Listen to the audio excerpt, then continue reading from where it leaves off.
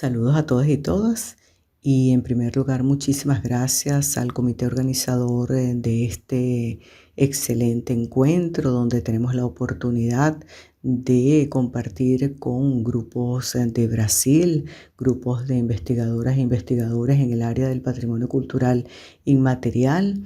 y grupos también de Venezuela. Y agradezco muchísimo no solamente la invitación a participar acá con la proyección de mi póster y de mi breve investigación, una investigación a la cual yo le tengo muchísimo cariño, puesto que me viene desde los entramados de esa identidad cultural que he desarrollado a lo largo de toda mi vida. Y como dice pues el mismo Stuart Hall, en esa configuración de identidades culturales que no son otra cosa que creaciones de las sociedades humanas, y también pues desde esas perspectivas de la memoria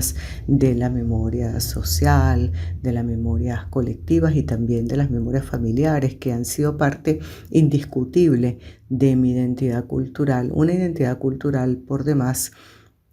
arraigada por el sentimiento y no tanto una identidad cultural en la cual yo me desarrollé desde de mi infancia o desde mi adolescencia, porque para contar un poco brevemente mis experiencias personales familiares desde el punto de vista de la identidad cultural, yo fui una persona que no nací en el estado donde yo realmente me identifico como tal, pero que a lo largo del tiempo, a partir de las experiencias familiares a través de mi padre, quien tuvo una influencia muy grande en la construcción cultural, identitaria y artística, de la cual yo, llevo un gran orgullo a lo largo del tiempo, y también que me ha servido muchísimo a lo largo de mis investigaciones posteriores. Yo tomé esa parte trujillana, el estado Trujillo en Venezuela, uno de los tres estados andinos. Ustedes saben que Venezuela está configurada por tres estados andinos: el estado Táchira, el estado Mérida y el estado Trujillo. Y yo desde mi parte trujillana asumí el rol de la identidad cultural trujillana, como dice Todorov, porque nosotros los seres humanos tenemos la facultad, yo pudiera decir que la fortaleza de poder escoger la identidad que nosotros queremos desarrollar a lo largo de nuestra vida. Por eso es que muchos autores hablan de que nosotros podemos tener identidades y no una identidad sola, una identidad plana, una identidad que solamente tenemos que adherirnos a esa identidad como tal. Dentro de este cúmulo de memorias, dentro de estas memorias colectivas, como dice Howatz, o de estas memorias sociales, como bien desarrolla Joel Candó a lo largo de sus estudios, nosotros vamos desarrollando una serie de características, elementos que van a formar parte de lo que nosotras y nosotros somos desde el punto de vista del ciudadano social, del ser humano que se involucra de una u otra manera con unas culturas que podemos abrazar para nosotros mismos y conformar parte de nuestras identidades. Todorov dice que él, en un momento determinado, él arropa para sí, él se adhiere como sentido de pertenencia a la cultura francesa a través del idioma, de los elementos culturales que le gustan, y no deja de ser él, no deja de tener su propia identidad nacional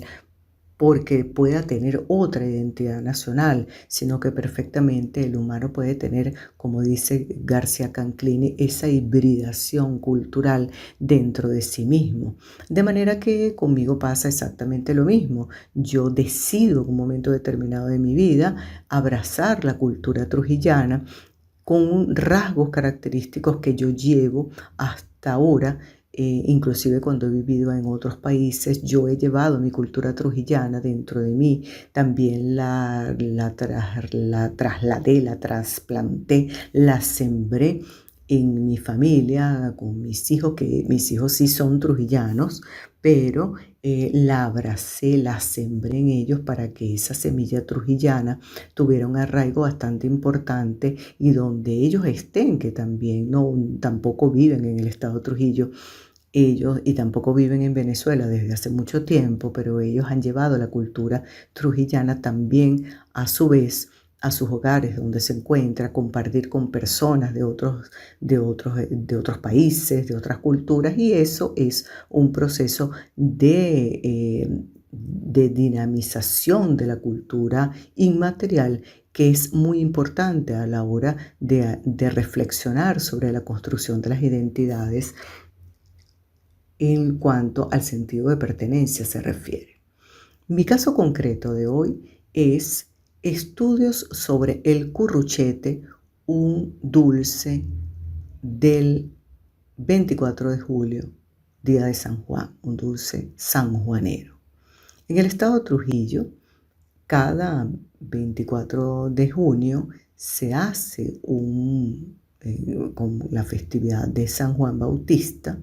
se hacen una serie de celebraciones y dentro de las celebraciones está la característica de la culinaria del estado de Trujillo, de la zona alta, con un dulce característico solamente para ese día específico del 24 de junio, que es el día de San Juan. Ese dulce llamado curruchete, que tiene unas características determinadas, se hace para compartir a lo largo del pueblo donde uno se encuentre. Mi familia es de un pequeño pueblo del estado de Trujillo que se llama La Quebrada, y ese compartir es un compartir comunitario. Si bien cada familia elabora el curruchete de una manera inclusive, puede ser diferente porque la base es la misma, pero puede tener unos añadidos particulares de acuerdo a la familia o de acuerdo a la persona que la está haciendo, su gusto, en fin, puede variar un poco, pero la base es la misma. Ese dulce tiene las características de que se hace solamente para la celebración del día de San Juan y se comparte con las otras familias, con personas inclusive que pueden pasar por las casas del pueblo, por las casas de la comunidad, por las casas de los lugares inclusive de muy interior de esas regiones, del campo, bien adentrado del campo, del páramo andino, y la persona que llega, que va pasando por el camino, todavía se conserva esa tradición de ofrecer el curruchete como un homenaje a lo que somos como entidades vivientes, como personas, como individuos que formamos parte de un todo que compartimos. Y en ese caso es efectivamente el homenaje a San Juan Bautista a través del dulce. Porque ustedes saben, como bien dice Marcel Proust en su famosísimo libro sobre el búsqueda del tiempo perdido, en aquel famosísimo episodio de las Magdalenas, donde, entre otros tantos, ¿no? Pero ese famosísimo episodio de las Magdalenas, donde él a través de ese pequeño dulce y de probarlo, él le lleva a unas evocaciones de infancia maravillosas. El curruchete sucede lo mismo, que no solamente lleva a las evocaciones de infancia, sino también a las evocaciones de una cultura primordialmente popular, religiosa desde el punto de vista católico, pero popular desde la festividad de San Juan, que involucra hace tiempo, inclusive yo recuerdo en los años 80 o en los años 70, cuando yo estaba muy pequeña, que se hacían unas festividades dentro de la festividad de San Juan, se hacían unas máscaras y unos bailes relacionados específicamente con este caso. ¿Qué es el curruchete? El curruchete es un dulce que básicamente tiene queso blanco, tiene panela, nosotros llamamos panela lo que es el papelón, tiene leche, y eso se va cocinando y va formando, el queso se va derritiendo y va formando unos pequeños grumos allí. Y eso entonces hay gente, ahí viene la tradición familiar, se van uniendo, por ejemplo, otros elementos según recordemos que las tradiciones culturales son dinámicas, como todo proceso humano, ¿verdad? Se van transformando, se van enriqueciendo a lo largo del tiempo, lo cual no quiere decir que se pierda la identidad culinaria para nada o la tradición cultural, sino que, bueno, como dice Hobsbawm, las tradiciones son inventadas, ¿verdad? Entonces, dentro de estas invenciones también el dinamismo social está allí, el dinamismo humano. Entonces hay gente, por ejemplo, que le coloca canela o le colocan pedazos de pan o le colocan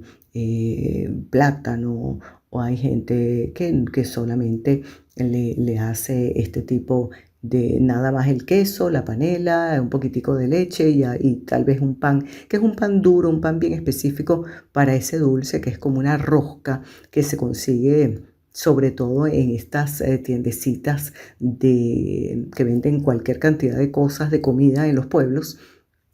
Eso se coloca en la olla y eso se va cocinando y él se deja reposar durante un tiempo. Como él es muy dulce a pesar del queso, se coloca, entonces se suele colocar en receptáculos bien pequeños, por ejemplo, una pequeña taza de peltre o si la persona, bueno, tiene mayores recursos, entonces un recipiente pequeño de cerámica, de vidrio, y se ofrece a la persona que va a visitarlo a uno el día de San Juan, o se ofrece a las personas que van pasando por la calle. ¿Qué quiere decir esto?